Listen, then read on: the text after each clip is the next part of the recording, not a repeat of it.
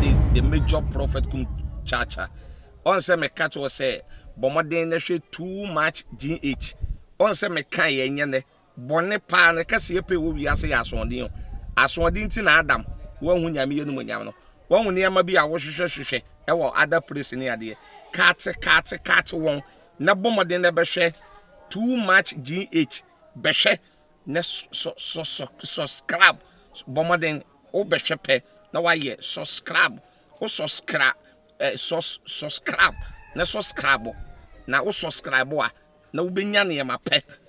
a wo pe ne ma papa a wo pe ahwe nyame hira na ewura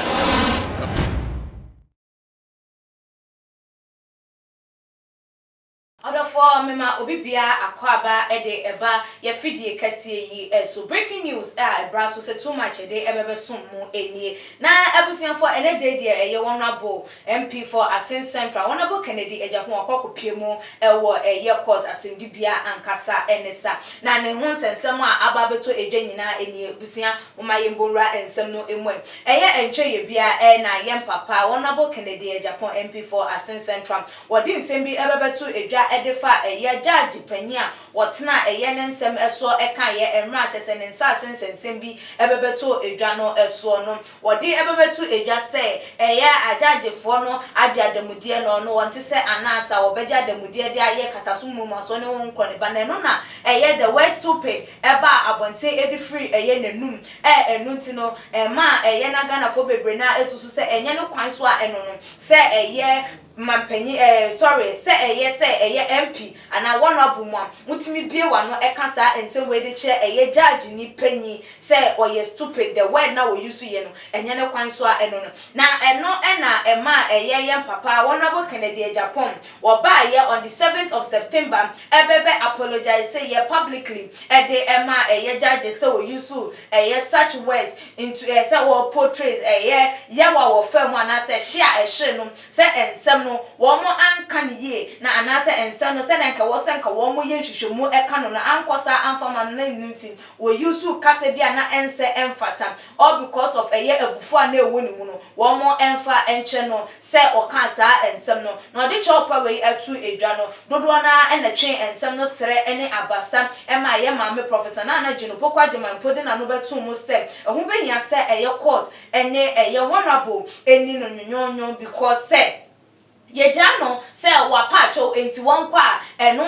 no obi susu be kwakwa kebi na wono susu wa baba be pacho no ofro se wenya pacho nkwa de e wo say yemfa enche no na ensusu ye bia susu na wono abo ene muntie 3 ensema okaka ye ebre bia etwemu fa judge ni bi nka se wo beku na bi mu so be repu no ehun enti ehun behia se yetimi ede eye obi atum that was 2016 na ene de ehun behia so se eye wono abo no susu ebe kokot na we na ma eye ajagefo ye warrant ekokoma ye honorable Kennedy Ejapon say on the 14th of September umepie mu ewo ye court na chese wo mo emechire mu date a eni kwan se wo mo etwena so ne no na ama ene dai ye nuabe ma ye papa honorable Kennedy Ejapon wakwakopie mu ewo ye court a chese ye hwe se de ensem no ebesi akojaja ene dai wotena ase enu nti no ama ye oka ye honorable Kennedy Ejapon asem enu nti ma ni bukofu ye okeka sa ensem ye hwe eye judgment am wo de ebe ma no se obe pardon no because of say wa pa acho ana se wo be fine no se ye nensem a wo kan ye wontua eye sika bi sesei ni sei anya sanso so na se ne punishment bia ewo ho bia wo mo ede be ma no wo mo ede be ma no se ne be ya ahwesode de ama eye nkofo a obi aso edafo eno ena ye de eba be so ma ye too much for say ye nyina ye ni edi ensem na chim ensa na eye court be sorry ensem no so no de beba etrebia no too much ye de beba aba abeso mu na ebusuafo ye free hono ma ne ye bo edi era eye eneden akwada wadi emfinhia eye edu 914 years ene de chese aposifo ensa asonimu na denti ena ama aposifo ensa aso abaya no emu a ye abaya yi eye Nigeria empotemo ena eye abaya yi wote na no na chese eye aposifo omo enenam eye security personnel ne wonko ne be womo nenam omo patrol na eno ena omu hu abaya chese politin bag ekra no akwada no hu police fo na no ena chese ne yem ehye no nim sese wundi bone a won posi ni a wonim se say ne wahu nipa wo no de oye ohia wa wuyi wo ho anu na ko baby ana hu so de ne wuyi no ho anu a na wo ko baby dan so say wadi bone dia unya hu nipa na wo behu na ase hu atọ so asa wo yam ahyo sa ebi na posifo no echire mu ache so mu hu akwada no na ehu atọ no so ase ne yam ahye no ase na ase akwada no bibi ekoso nti o mo twe ben akwada no efre no busa ne se eden na wo eye baga ekura no emu na o mototo na no na na che se ye ni party na che se eda politin bag mu akwada yi wo de na no na che se ene broi ebi koso yi papa o mo bro eye akwada no ma no echirechire mu ana wo de etu eja SM we krampo enye de kan we eye de etoso miensa ni pati a wakwakosie we ye de etoso miensa na de kura ni sesi ye ya wo mo de aso ni mu no de enye ne de eye ni yonku bi enekum ya wo de asoma ne se wonfa enkonkosie enfa emano na so ono ne de a wakum de eno ne ye previous two no eno de wasie eye dada na no na ma chese ne de aposifo ensa aso eye akwada mu wo mo ede no akwakopie mu ewo aposifo akacha wo mo etutu na no apa ekwan a eye na danfo no baabi a wo ene bia ya wote ene dwumadi nti a ama ene dei enkwada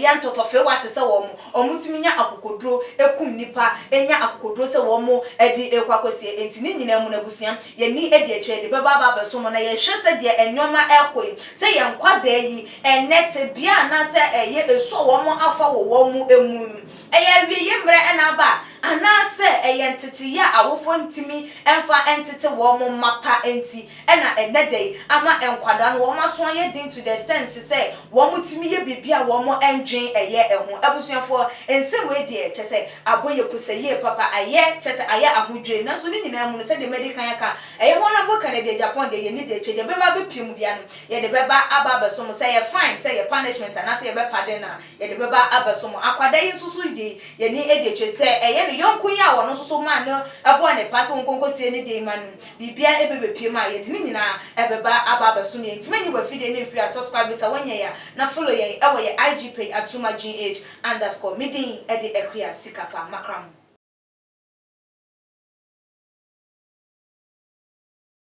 Mede Isaac Odwampo obetun afem the great ampo mbrembren wonu men kam woni hwe too much GH mu ye too much na me so me ye amo fire too much GH we boy wate shout out to your fans and everybody who is watching too much GH.